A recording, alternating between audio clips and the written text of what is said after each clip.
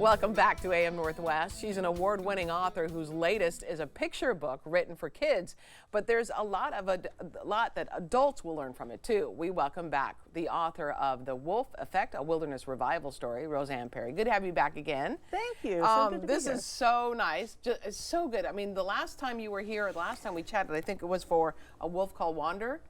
I think it was A Whale of the Wild. Yeah. That was, yeah.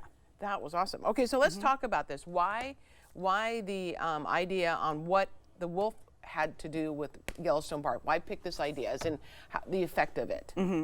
Well, what I really love for a young reader is the resilience story when it comes to the environment, right? Kids hear a lot of really alarming things about the environment and global warming. And so I really want them to, it's important to know the extinction story, but if we're gonna make the changes that we need to make, we gotta believe it's gonna make a difference, right? Right. And so the resilience story, especially for young readers, is really key. And so what I love about this is how wolves were completely gone from Yellowstone. Yeah, because settlers came in, and then they brought with them livestock, and the wolves were a problem for the livestock, right?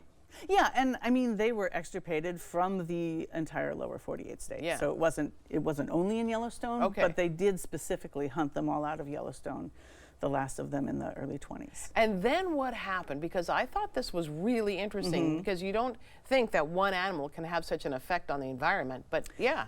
They were surprised, I think, at the effect that it had over time, because there weren't wolves regularly predating on the elk. Their numbers rose, and because they weren't being hunted, they would sort of camp on the river valleys. The elk would. The elk would, and so they would chew down all the vegetation and, you know, poop in the river and all that good stuff. And so it was detrimental to the entire environment. And there weren't songbirds anymore, too, I understand, right? Right, because they needed the trees to nest in. There weren't willows to feed the beavers, and beavers are huge. It was like one domino effect after another. Yeah, it's called a trophic cascade, because like one thing leads to the next, to the next, to the next, which is the other reason that I chose it. That's a durable scientific concept that I know teachers are going to want to their students to understand. Right. Like, here's one thing that leads to all these other effects. Which is interesting, because they start out taking out the wolves to try to help one situation, and it only makes it worse for so many. Okay, so then talk about how they brought the wolves back. Yeah, so they, in 1995, they reintroduced the wolves. I believe Clinton was president then, 95. And they brought the wolves back, and they released them, and they weren't really sure how it would all work out. They brought in 3 packs the first year and 4 more in the second. But they did amazingly well, because there was an abundance of game for them to eat. And so they had big litters of pups every year. And they just took to the ecosystem, because it's the perfect place for them, right? It's all the room that they need and all the food that they need. And so because they were predating on the elk again, they were putting them on the move, dropping the numbers down, but also putting them on the move so that they weren't camped out on in those one river specific valleys. area, right? Yeah. The illustrations are beautiful. They're done by Jennifer Thurms. She does a great job, and that's the idea, is to get kids interested in this kind of thing, right? Yeah. Oh, I love her art. I'm so grateful for that partnership. It's been really great, and she loves the environmental education as well. She loves to draw maps, and there's some great maps. Well, it's really sweet too, because you have, as they're thinking about bringing the wolves in, the other animals are a little concerned. How is it going to affect me? You know, will I lose all of my food? What's going to happen?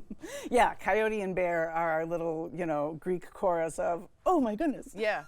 That's right. That's absolutely right. Yeah. So. Okay. So then, once we have the full-on, all the wolves are in, and everything's going well with the wolves. They brought back, as you mentioned, the beaver, the black bear, bison, cougar. Yeah, all of those animals have thrived more successfully because the wolves are there, right? The beavers now have something to make dams out of. That reworking of the water table makes the aquifer more resilient. That makes the whole place more resistant to wildfire. Right? So all of those things are helpful. Black bears eat wolf kills all the time. Oh. Yeah, and so in fact, hundreds of other animals eat the Remnants. game Yeah. that wolves take down, because they hunt. A pack will hunt every 2 or 3 days in the park, and so that's food not just for them, Right. but it's also food for bears and vultures and hawks and ravens and Oh, right. mice and rodents and insects. Even it It helps feeds everything. everybody. It's like big, is the takeaway? Be careful what you start to do.